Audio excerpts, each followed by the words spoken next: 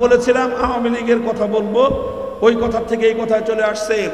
আওয়ামী লীগের সমস্যা যেই জায়গাটায়, যদি আবার কোনোদিন বাংলাদেশের রাজনীতিতে ফিরে আসবার স্বপ্ন দেখেন, একটা জিনিসকে সংশোধন করে আনবেন, সেটা হলো বাংলাদেশে আলেম ওলামা এবং ইসলামপন্থীদের রাষ্ট্র ব্যবস্থায় ইসলামকে প্রতিষ্ঠার এই চেষ্টার বিরুদ্ধে আপনারা দাঁড়াতে পারবেন না।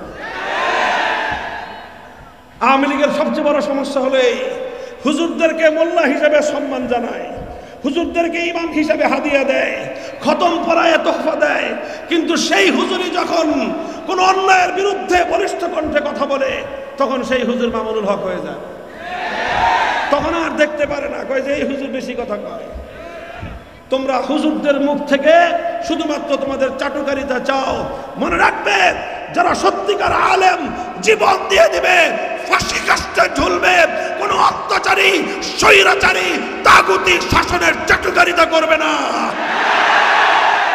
সামনের দিনে বাংলাদেশের রাজনীতিতে ফিরে আসতে চাইলে এই চাটুকারিতার পছন্দনীয়তা বাদ দিয়ে আসতে হবে।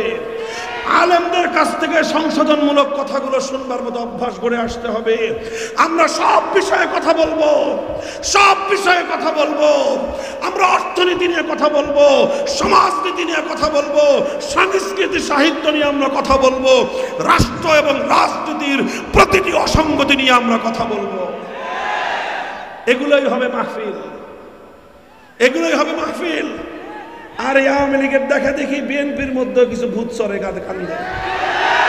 আপনারা ভালো হয়ে যান, এই সুযোগে ভালো হয়ে যান। এটার ভালো হওয়ার মোক্ষম সময়, এখন ভালো হওয়াটা সহজ।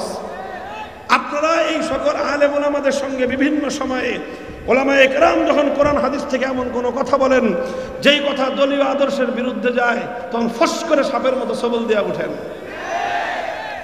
এইটা বন্ধ করেন, আপনাদের জন্য কল্যাণ হবে। এই বাংলাদেশ আগামী দিনে ইসলামের বাংলাদেশ হবে, লিখে রাখেন ইনশাআল্লাহ।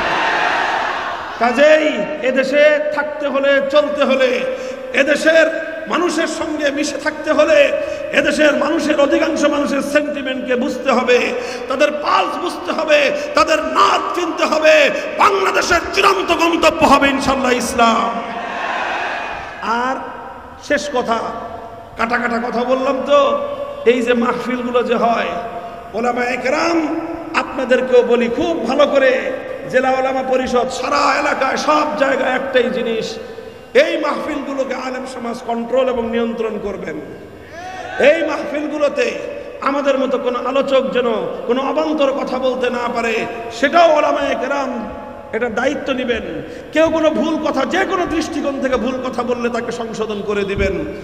আর এই দ্বীনের নামের এই মাহফিলগুলোতে কোনো দুনিয়াদার পলিটিক্যাল ব্যক্তিত্বকে কখনোই অতটা গুরুত্ব দিবেন না যেই গুরুত্ব পেয়ে সে মাহফিলকে নিয়ন্ত্রণ করার চেষ্টা করে।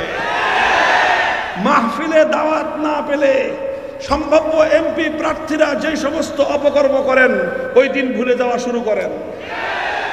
মাহফিলে যদি কেউ দাওয়াত পান, সম্মানের সঙ্গে সেই দাওয়াত গ্রহণ করে আসবেন এবং এসে চেয়ারে না বসার চেষ্টা করবেন। কোমরে ব্যথা থাকলে ভিন্ন কথা, তাও চেয়ারটা নিয়ে হুজুরদের পিছনে বসবেন। যেরকম নাকি মসজিদে গিয়ে নামাজের মধ্যে যত বড় নেতা হন, খেতা হন, ইমামের পিছনে দাঁড়ান, ঠিক এরকম ভাবে দ্বীনের মাহফিলগুলোতে যে সকল রাজনৈতিক নেতৃবৃন্দ অংশগ্রহণ করেন, তারা ওলামায়ে কেরামের পেছনের সারিতে থাকার চেষ্টা করবেন। যদি কোনো কথা আপত্তিকর মনে হয়, ওলামায়ে কেরামের শীর্ষ আলেমদেরকে কানে কানে বলবেন, খবরদার এই সমস্ত কোনো কথার, কোনো ধরনের এর প্রোটেকশন, এর বিরুদ্ধবাদী কোনো কথা কোনো মাহফিলে কোনো রাজনৈতিক নেতা, না আওয়ামী লীগ, না বিএনপি, না অন্য কোনো দলের কোনো নেতা কোনো ওয়াজ মাহফিলে আলেম সমাজের কোনো কথার প্রোটেকশন করতে পারবে না। এই ধারা বন্ধ করেন। তাওহীদি জনতা যদি সচেতন থাকেন, এই সব ভূত এদের কাছ থেকে নেমে যাবে ইনশাআল্লাহ। বেজার হইলেন আমার এই কথায়? হইলে হন। এভাবে ইনশাআল্লাহ বাংলাদেশ ইসলামের দিকে এক ধাপ এগিয়ে গেছে, আরো এক ধাপ এগিয়ে যাবে ইনশাআল্লাহ। আল্লাহ পাক রব্বুল আলামিন আমাদের সকলকে সেই দিন দেখান, আমাদের এই দেশটা যেভাবে আমাদের পূর্বপুরুষরা সেই ব্রিটিশ সাম্রাজ্যবাদের বিরুদ্ধের সময় থেকে আজ পর্যন্ত ইসলামী শাসন ব্যবস্থা দেখবার অভিপ্রায় নিয়ে অনেক ত্যাগ আর কোরবানি স্বীকার করেছেন, তাদের পরবর্তী প্রজন্ম হিসেবে আমরাও যেন তাদের ধারায় পরিচালিত হতে পারি। বাংলাদেশ হোক ইসলামের বাংলাদেশ, সেই প্রত্যাশা ব্যক্ত করে সকলের কাছ থেকে দোয়া কামনা করে বক্তব্য শেষ করলাম। ওয়া আখিরু দাওয়ানা আলহামদুলিল্লাহি রাব্বিল আলামিন।